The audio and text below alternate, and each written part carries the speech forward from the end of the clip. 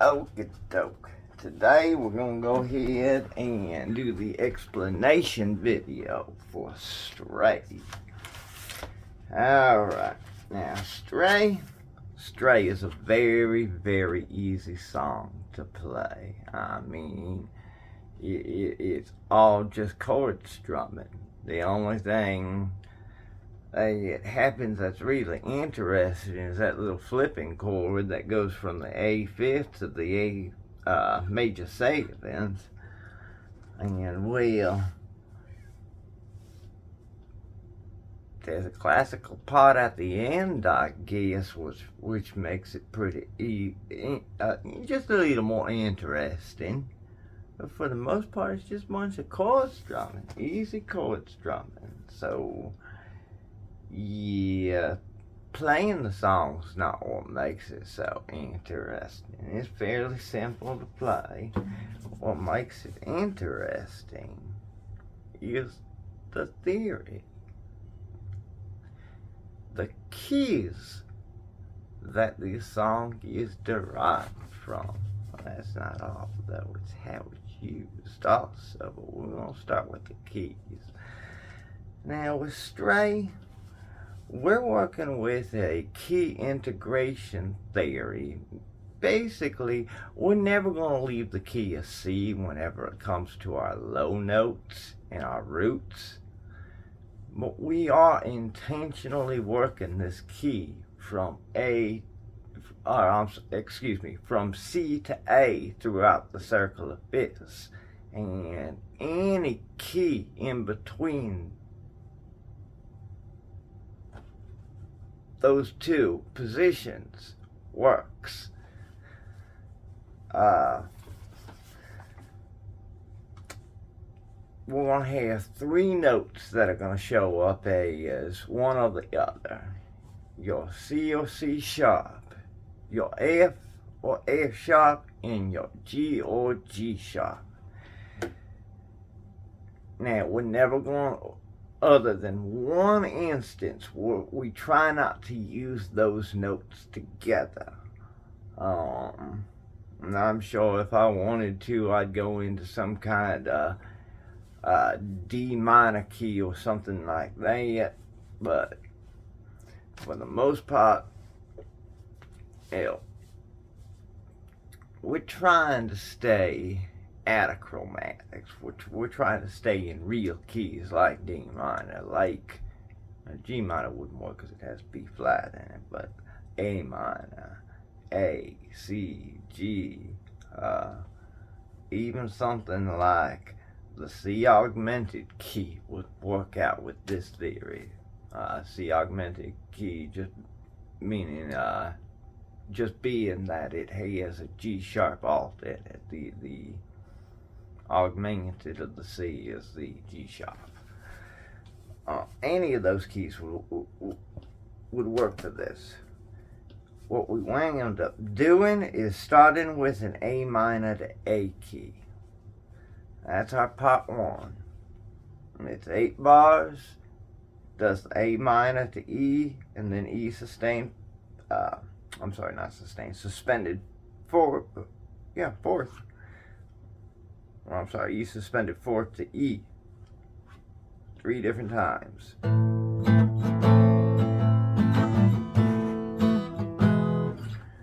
On the 4th time, it goes from the A minor to the A, which is a key change in itself. See, this is something I really like about this song. This song checks off some Cecily boxes with some of the ways I was changing key and using them half-step alts to change keys. That thing really does a number. So for every part in these 5 parts, every time we get to that end part, we change keys before we switch to that next part. So just right away, we got that A minor to A key going on. Then we're going to move to the C.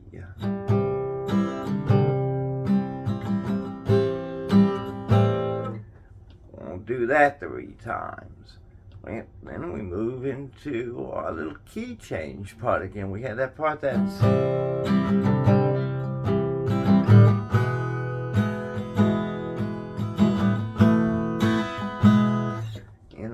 just happens to be a key change to A key as well.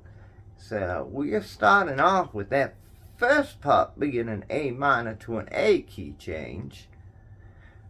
Start the second part on a C, which switches to an A key change.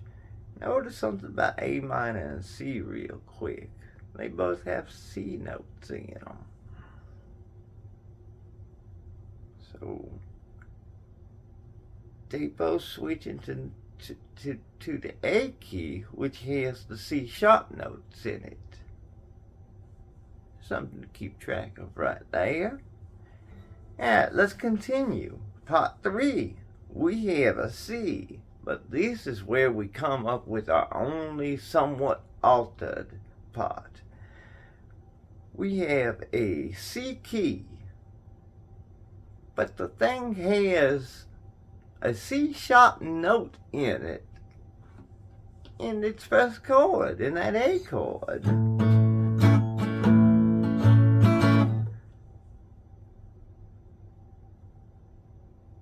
I'm not used to seeing that. A sharp one note?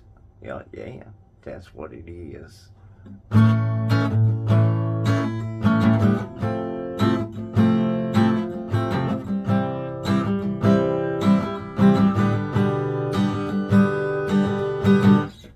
Sounds beautiful.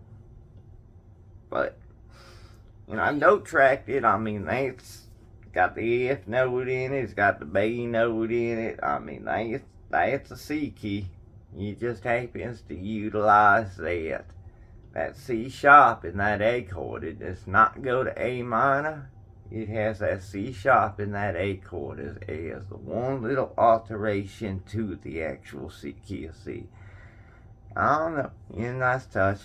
But something else that I caught on to in the theory that stands out.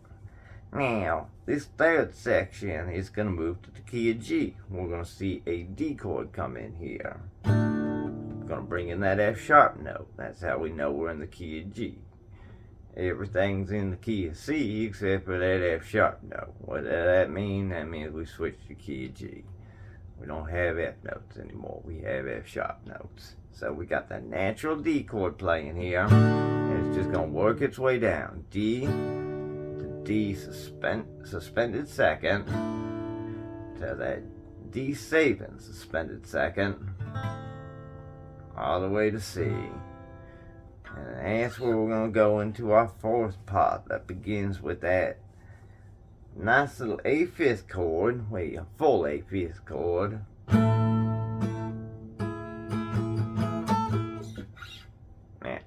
Well, I flipped it back up. But it's just a little flip.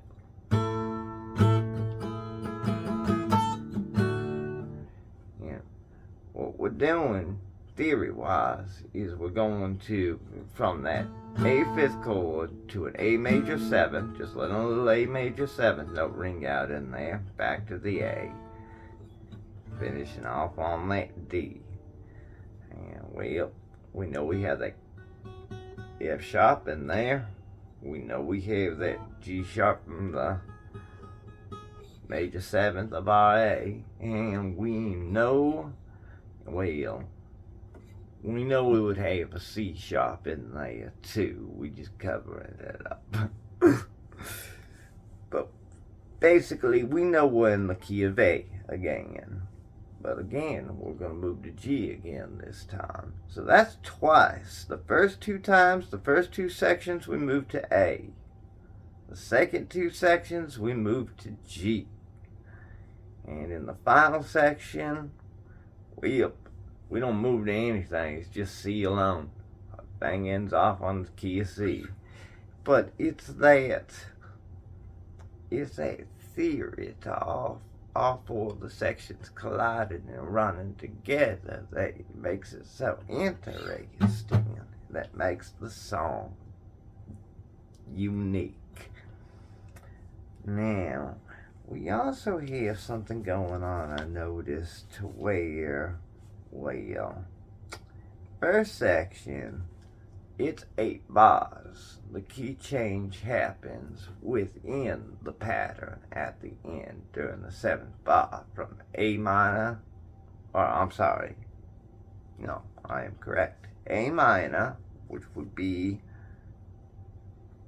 that 7th bar, still in the normal pattern, and then the change to A comes, which is the 8th bar, and it takes us from our normal pattern to our key change, our pattern change, but it's still happening in the 8 bars.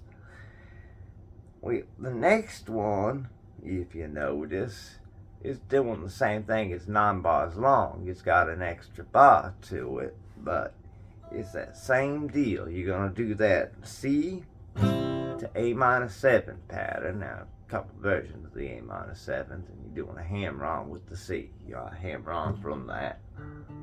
So you're going to flip off there to get to that suspended 2nd note, that D note, and back on, put back on the E note. So.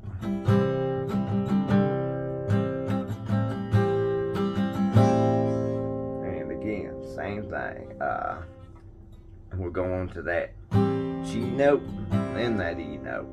We'll get both, but well, this one we're going to double up on the 7th note. This one we just had the 7th note standing out in the middle there between the minor chord. And yeah, we're going to repeat that whole thing 3 times, but on the 7th bar, on the final time we're going to repeat it, we're not going to finish off by going back to that A minor 7th. We're going to finish off by going to an E chord. So.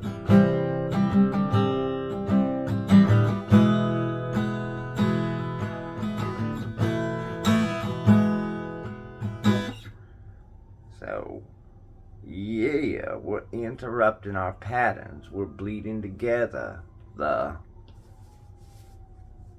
part that's going out, changing key and going out with the part that starts us off. Now, we move to the 3rd part. We have that part to where it's the A chord, the F major 7th chord, the C chord, and the G chord.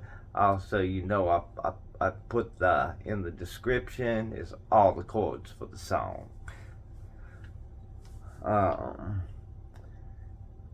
With this one, meshing things, bleeding no, that's done. With the ones that go to the key of G, we're going to get a repetition of the A, the F major 7th, the C, and the G chord.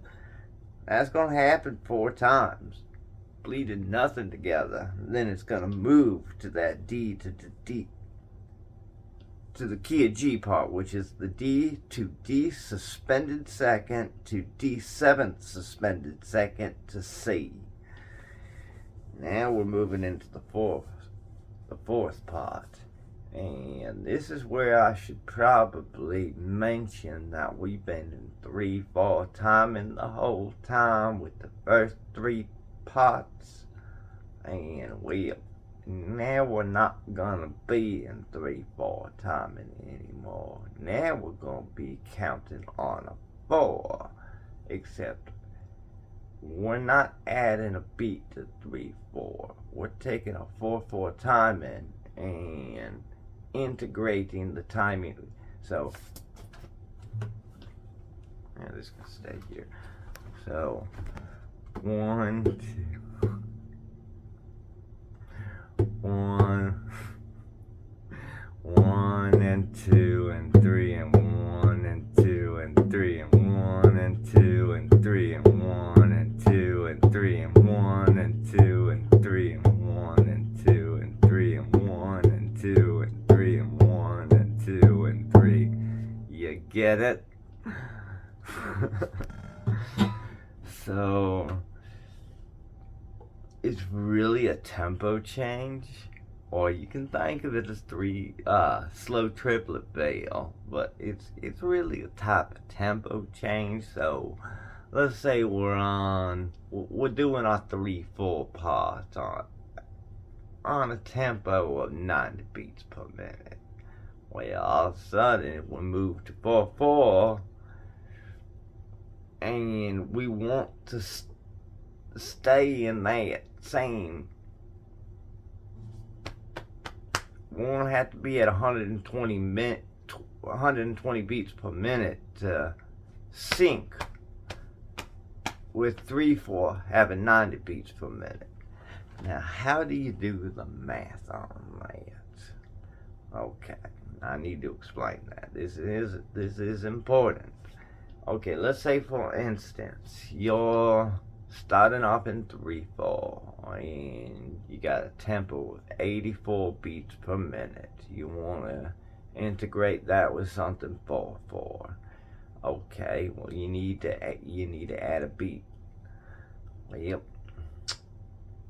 Well, you do that, you take 84, you divide it by 3, and whatever number you get, you're going to go ahead and add that to 84. So 84 divided by 3, you're going to wind up getting 18. Go ahead and take that 18, you add it to the 84, you get your number. You got 112. So 112, 4/4 is going to sync up with 84 beats per minute at 3/4. Okay, but now we want to go back to 3/4. What do? We're going to do now we're in 4/4. We're going to do basically the same thing, but now we need to divide by 4. So we're going to take that number of 112. We're going to divide it by 4. We're going to get that number 18. We're going to take that number 18. We're going to take number 112 actually, and we're going to minus 18 from it. And we're going to get our original number, 84. And this is just basically the equation for making sure those tempos integrate right and figuring out what they actually are. Well, that's basically what we're doing. The other way to think of it is slow triplets, to where you're taking a 4/4 beat, except instead of speeding up triplets with each count, to where 1 2 3 1 2 3 1 2 3 1 2 3 1 2 3 1 2 3 1 2 3 1 2 3. We're slowing it down to where it's again 1 and 2 and 3 and 1 and 2 and 3 and 1 and 2 and 3 and 1 and 2 and 3. You get it. So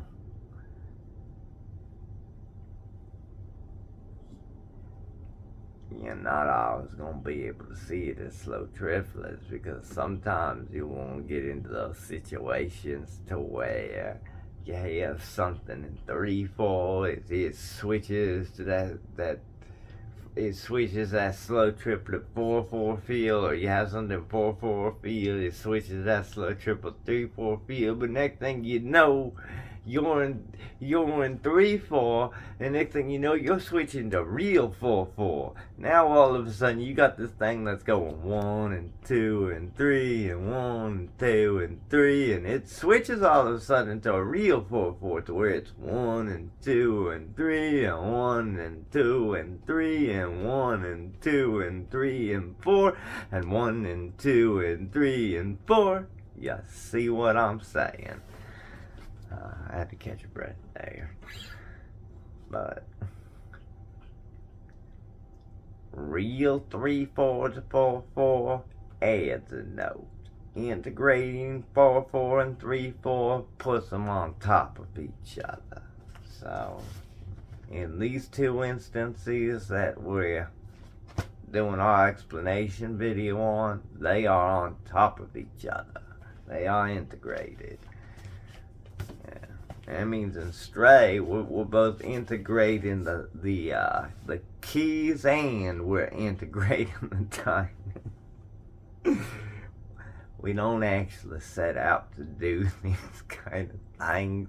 It's just something that kind of happens as the song develops. And once it's called for, once it's like, oh, that technique works here, you have to do that here, you kind of have to do it. It works. It sounds good. So, okay, so where I left off, 9 bars for the second part, 14 bars for the third part, and now we're moving into that fourth part with it. Bouncing A chord type thing. And again, that part's an A to G. You're moving out of it. You're moving from a G chord to an A minor suspended second chord, losing that C sharp note.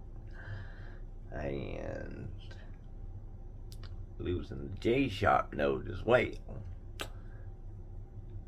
And we move from that G chord to that A minor suspended second chord to the A minor chord to the outro in the key of C, and this is just playing off of a minor, A minor to be exact.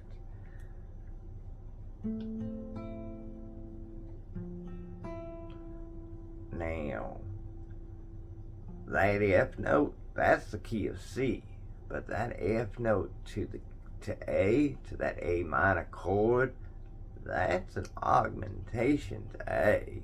So that's where you're getting that spooky little bounce sound from. That atmosphere sound is the fact that to the A chord, that is a augmented note. Therefore, it is producing, well, a slightly augmented sound with your A minor chord. I mean, it's just a nice touch on the end there. Eventually you're going to walk that out and be done with it. And now, I think I've covered everything beautiful about Stray. And if there's anything else, I'll be sure to add it in the description or make a comment about it. But that's the basis of what we're doing with Stray, how we're integrating all of this. Now, with I Shall Be Released, this is a much easier song. Oh, did I give you the bar count on the fourth part? On Stray, the bar count on the fourth part is 12 bars. It's actually less bars, but the outro part is actually longer. The part that key change to end the part, that's actually 4 bars. So another thing with Stray, the first one, whenever the key change happens, it only lasts 1 bar. Second part, when the key change happens, it lasts 2 bars. Third part, when the key change happens, it also lasts 2 bars. But it's not integrated anymore. The fourth part, when the key change happens, it lasts 4 bars. It's like it gets longer every time, too. Okay, enough about Stray. We go into the second song. We need to end this. The second song is going to open in the key of G, or the key of E. And, Leo, I think I've given you enough to figure it out if you want to. You got the E chord, the A chord, A suspended second chord. You know it plays off of, it works that A chord. It works that A chord in that second string quite well. Alright. But the heart of I Shall Be Released is a simple A to A suspended second to A on a 3/4 timing. And then E to E7 to E. It isn't much. Times all of that by 4. And you go into the interesting chords. Now, the interesting chords are when we start doing the 4/4 typing on top of the 3/4 typing. This is where we get the I Shall Be Released part. We have an A suspended second with the 3 note. So, let's get this right here. I'm not going to... A lot of times I mute the high note. I want to play this right, though. I will not mute the high note. That's what our full chord has the potential to sound like. To the A. So again from our A suspended second with the 3 note in it to our A, to our A major 7th. This next chord's a doozy. It's really just an E chord or an E7th chord, but it adds a 6th note to it. So really, you can leave that high note open, and then you're gonna come down on that E chord, start that next bar.